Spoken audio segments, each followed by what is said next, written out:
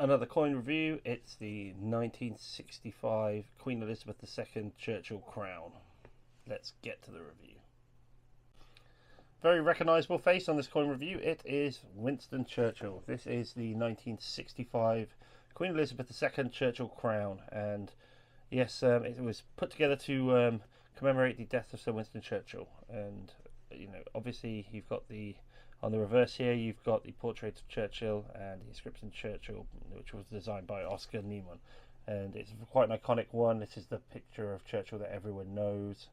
And on the other side we have Elizabeth, and that was designed by Her Majesty Queen Elizabeth, designed by Mary Gillick. And this is actually one of my favourites with the ponytail in the back, and it says Elizabeth II, Dei Gratia Regina FD, which, if I remember correctly, means Queen Elizabeth II, by the grace of God, Queen, Defender of the Faith. So it's the first time also a non-monarch had appeared on a coin of the United Kingdom. So there we go. Now Churchill's obviously, in the 60s, he was known quite well for being the iconic personality and Prime Minister that put the UK through World War II, and we came out the other side victorious. And there's it's quite topical one to do right now, since we have the D-Day coins coming out, and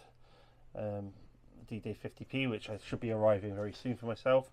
But yeah, it's 80 years since D-Day, and that we shall fight them on the beaches speech of Churchill's is an iconic one. So yeah, anyway, but we're looking at this coin. It is a Cuba nickel coin, so nothing special about it, obviously, because crowns then were no longer silver. So like I said before, it's a crown. It's obverse was Mary Gillick.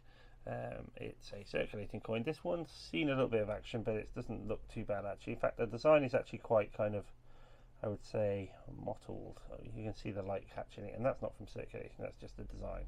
So yeah, obviously Churchill around here, and the weight is 28.28 grams, diameter 38.61, and yeah, it's minted in 1965. It's a really nice coin. Nothing else to say about it really, apart from it's got that lovely clear line of the Queen, Her Majesty the Queen, the late Her Majesty the Queen, and I really love this. I believe it's is it the second depiction, or is it the first depiction?